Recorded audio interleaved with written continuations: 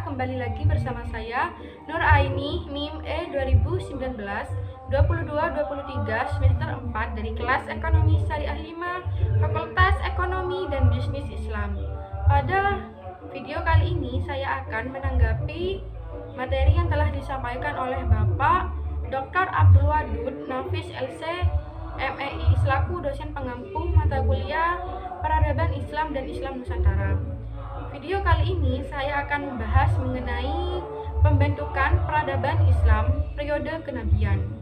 Islam yang diwahyukan kepada Nabi Muhammad SAW telah membawa bangsa Arab yang semula terbelakang, tidak beradab, dan bahkan diabaikan oleh bangsa lain menjadi bangsa yang maju, yang dengan cepat bergerak mengembangkan dunia, membina suatu kebudayaan dan peradaban yang sangat penting dalam sejarah manusia hingga saat ini. Pada pembentukan peradaban Islam periode kenabian terdapat dua fase. Yang pertama fase Mekah, yang kedua fase Madinah.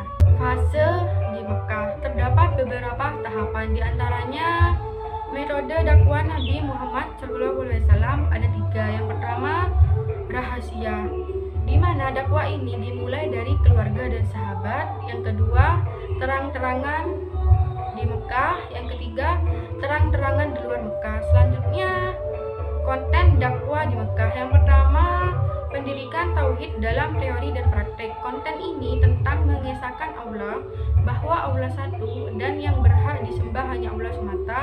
Yang kedua pengajaran Al-Quran. Al-Quran yang turun di Mekah lebih banyak membicarakan tentang tauhid, keberadaan, kekuasaan dan keesaan Allah, serta pentingnya menaati Allah Subhanahu wa Ta'ala. Bentuk-bentuk penolakan dakwah Nabi Muhammad SAW. Yang pertama lunak. Mereka menolak dengan lunak ajakan Nabi. Penolakan ini hanya tidak menerima tanpa menunjukkan sikap kasar. Yang kedua semi lunak. Mereka menolak serta mulai memfitnah dengan isu Nabi mengada-ngada. Yang ketiga keji atau kasar. Mereka menolak dengan kasar serta memfitnah Nabi, bahkan Nabi diancam ingin dibunuh. Selanjutnya faktor-faktor penolakan dakwah Nabi Muhammad SAW. Yang pertama bidang kekuasaan politik. Mereka menolak karena takut kekuasaan mereka hilang apabila mereka memeluk Islam. Yang kedua sosial atau persamaan derajat sosial. Mereka takut ekonomi dan status ekonomi mereka memudar apabila mereka memeluk Islam. Yang ketiga agama atau keyakinan. Mereka tidak mempercayai adanya hari kebangkitan. Yang keempat budaya taklid kepada nenek moyang.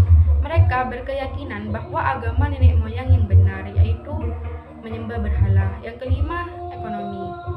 Mereka takut ekonomi berkurang apabila mereka memeluk Islam. Fase Madinah, di mana pada fase ini mereka sudah mulai yang pertama mendirikan masjid sebagai sarana ibadah bagi masyarakat. Yang kedua mempersaudarakan antara kaum Ansor dan Muhajirin. Yang ketiga perjanjian saling membantu antara kaum muslimin dan bukan muslimin atau yang sering disebut dengan Piagam Madinah. Yang keempat meletakkan dasar-dasar politik, ekonomi, sosial untuk masyarakat baru. Yang kelima mengadakan perjanjian dengan seluruh penduduk Madinah.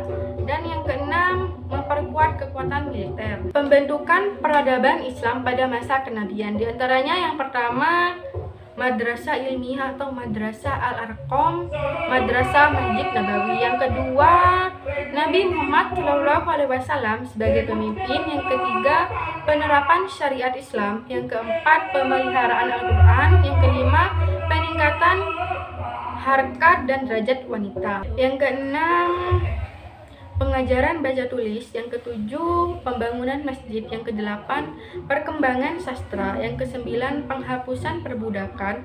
Dan yang terakhir pengembangan taktik perang dan diplomasi luar negeri. Mungkin hanya itu yang dapat saya sampaikan, kurang lebihnya mohon maaf. Wabillahi taufiq wal hidayah. Wassalamualaikum warahmatullahi wabarakatuh.